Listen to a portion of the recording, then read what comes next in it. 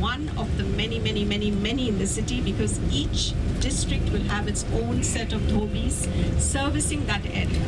So where I stay, there might be a cluster of dhobis coming to the households there. And this one is one of the largest. That's why it's just interesting just to see this sheer scale. How do they keep track of each of the houses? How do they keep track of each of the garments?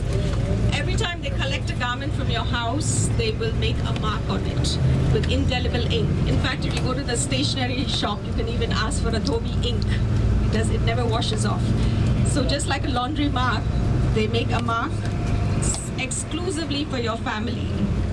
There's a family crest that is designed by the dhobi, and he knows how to recognize that piece. That's how the markings work. Looks too much in monsoon season. What does the family do for clothes? They have to clean their own, right? No, you can.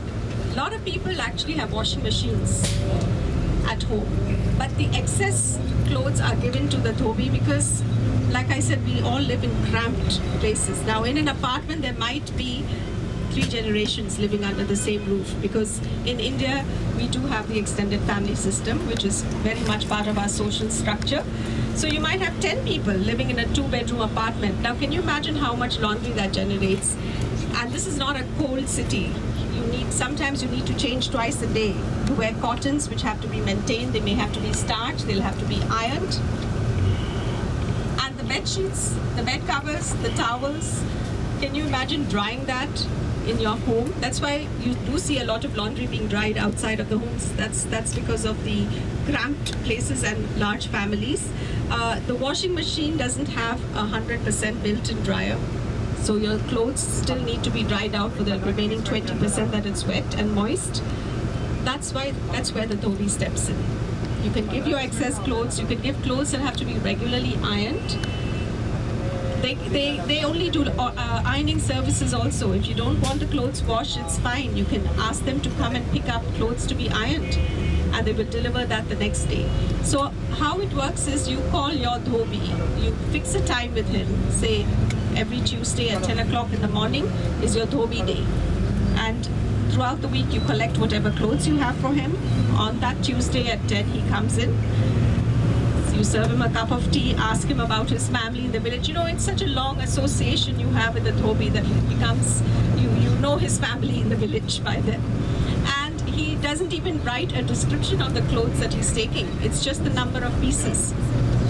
It may be a sari, a shirt, a pant, it doesn't matter. He just writes the number of pieces.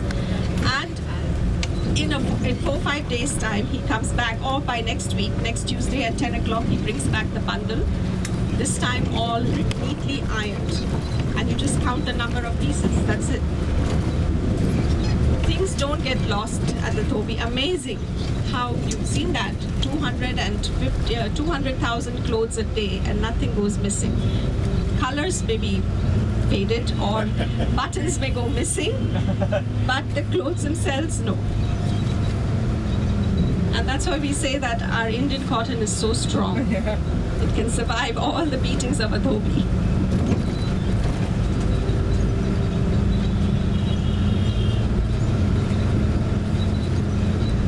So all this is part of the race course on the right. It's a race day, and that's why you've got so many cars parked in the parking lot.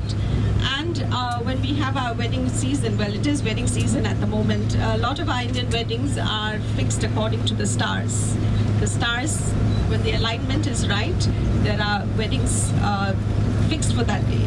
So weddings that have over 5,000 guests are held at the race course. It's a grand venue, and so everyone stands up and looks to see which industrialist is getting married, son or daughter. Then on the left we have a beautiful, you can see it's a mini golf course, part of the Willingdon Club. This is one of the old sports clubs, similar to country clubs in the West where you need membership to make use of the facilities. But this one is about 150 years old.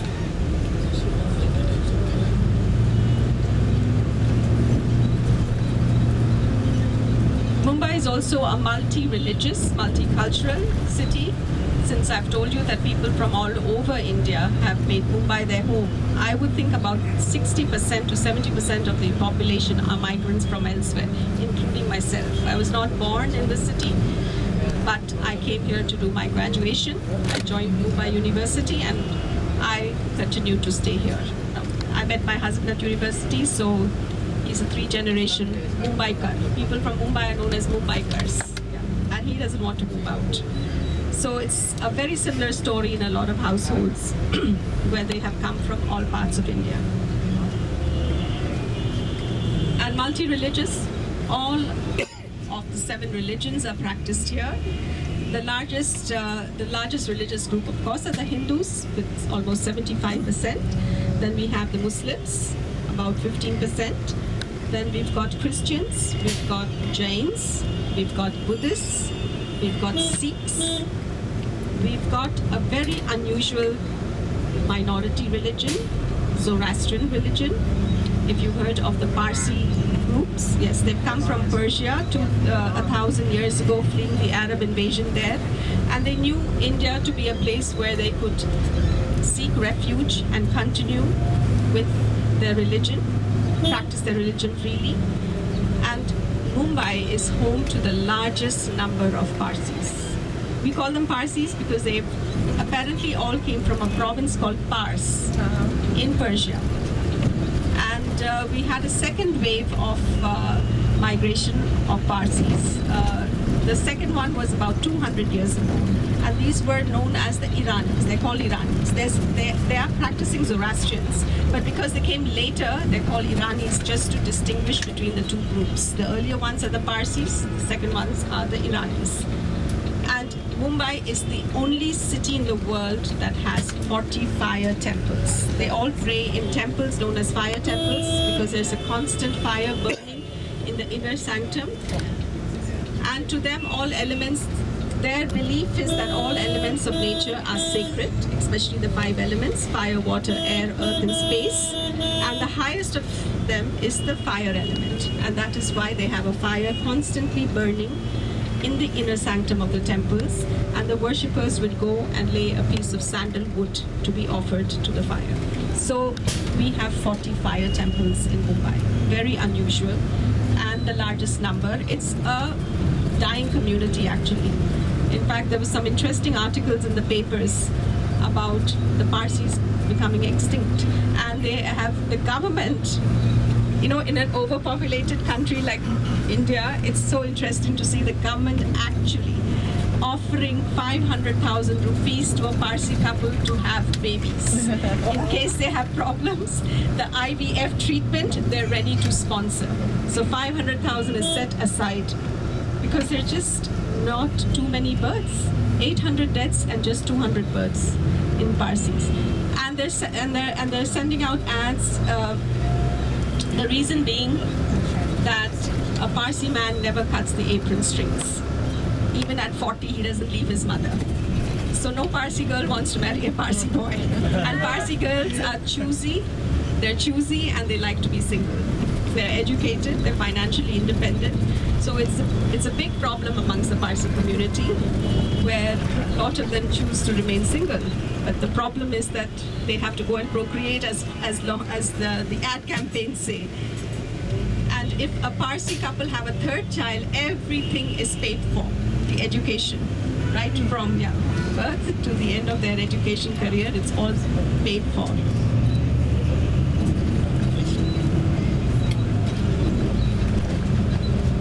Okay, so now the $1 billion home, you've seen the fishing village, you've seen the slum clusters, and now you see, if you look through the windshield, a little later on you will be seeing it on the left side, is that very unusual structure, grey structure with those balconies, that are jutting out. Yeah.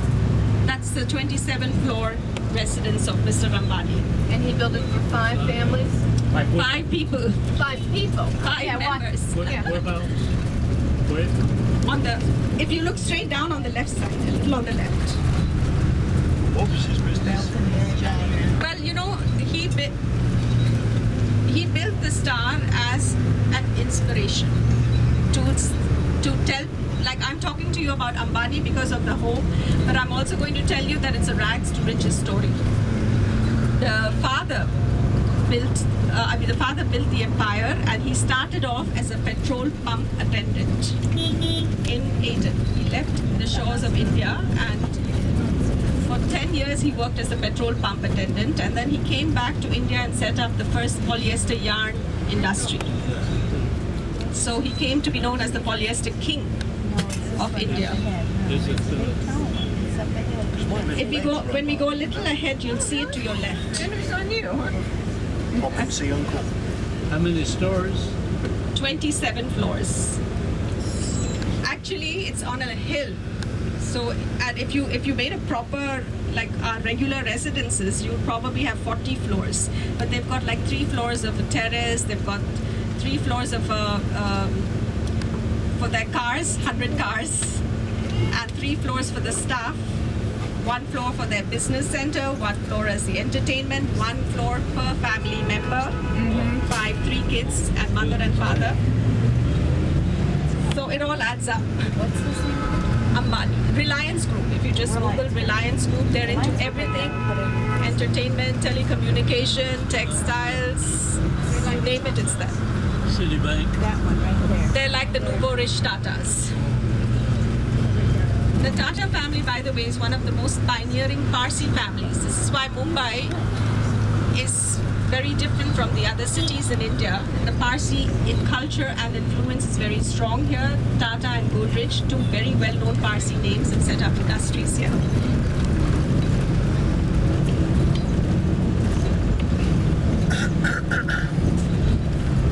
And if you notice, it's not a great looking district. But it's a snobbish one. So we're in South Mumbai now. There's a lot of snob value attached to the addresses out here. The buildings may not look great. There's not enough parking places. They're not well maintained. But yet you want to live here because you want to say, I come from Pedder Road. And look at Mr. Ambani. He built his house on Pedder Road. What does that mean? It means that he may not have had the space to build a sprawling mansion. So he compromised and built a tower instead. So he grew vertically instead of widening. And there's another factor to the buildings in South Mumbai. Some of them look very dilapidated, but in expensive districts. This is because we have rent control. So for people who live in New York, you're familiar with the rent control, but over here the rents have been frozen for 50 years. So the landlord just puts up his hand and says that if you want to maintain the building, everybody contributes. Otherwise, it just falls apart. So 19,000 buildings in South Mumbai are under rent control. And sometime back, but it must have been about 30 or 40 years back, some of the landlords did offer on ownership your tenanted apartment if you paid 100 months rent, and you could buy over. So some of them have got converted that way, but a lot of them are still under the tenancy laws. And it gets passed down. As long as you don't, if it's not empty, it's passed on. So you may have 2 residences, but you will keep some indiscreet or some family relative member, far-flung cousin in that apartment so that you still keep the tenancy going.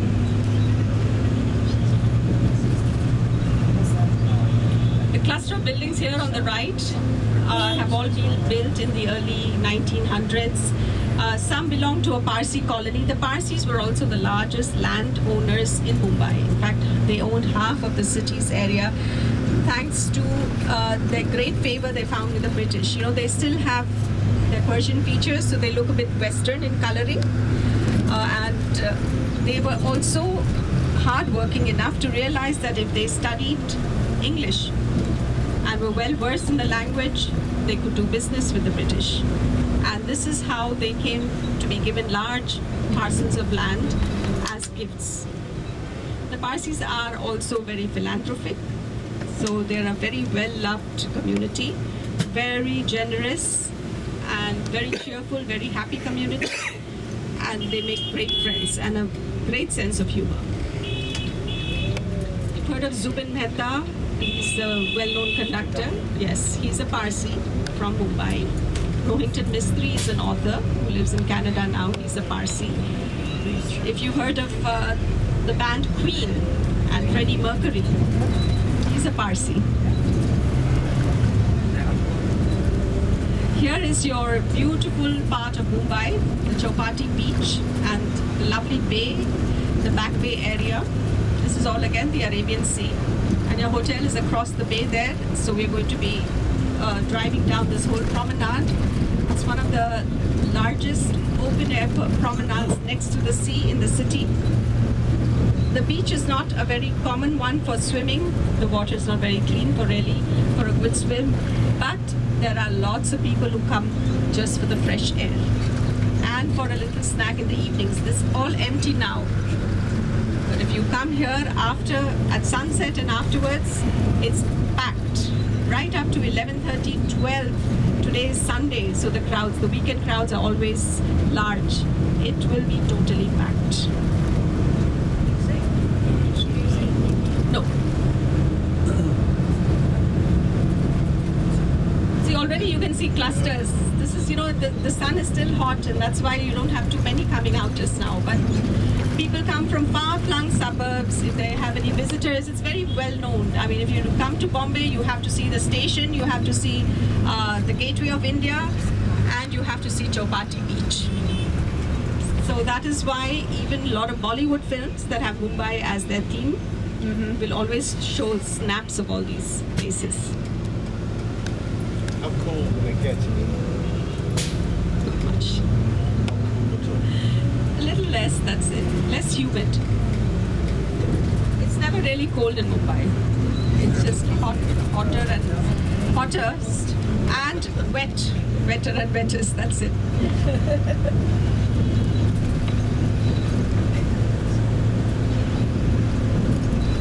This is also popularly called the Queen's Necklace.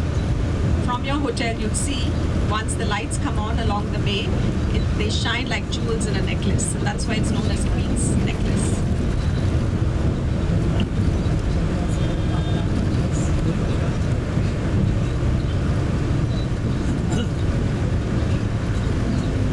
So the name Bombay was changed officially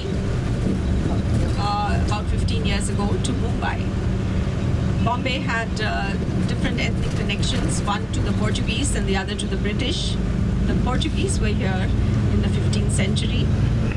They came from Cochin, they moved upwards to Goa, and then in search for more spices and what they called black gold pepper, that's what pepper was called in those days, they came up to Mumbai. And finding that the harbour here is excellent, we have a deep sea harbour, sheltered on both sides by land. They fought the battle with the local ruler at that time, who was a sultan, and won the battle and took over Mumbai. They called it Bombayin, or Buan Bahaya, which meant good bay. And when a marriage was arranged between King Charles II of England and Princess Catherine of Portugal, Mumbai Islands were given as part of a wedding gift. It was a huge dowry because she was 23 years old in 1661, ready to be not taken off the shelf but put on the shelf, but apparently she was ugly. And there needed to be a lot of incentives for anyone to marry her. So the incentive was the islands of Mumbai, 2 million crowns in gold, and exclusive trading rights to the East Indies. That came with her as a wedding gift to King Charles II, and King Charles II decided he'll make money off the islands by leasing out the Mumbai Islands to the East India Company for a sum of £10 a year. That was the lease rent, which today won't get you 1 square centimeter of property here in Mumbai. But in 1668, that was how the island of Mumbai went into the East India Company's hands. And then they developed it as a trading port, invited traders to come and stay here, provided protection. We'll see a lot of the East India history tomorrow on our Heritage Walk, because we're going to be walking around in the Fort District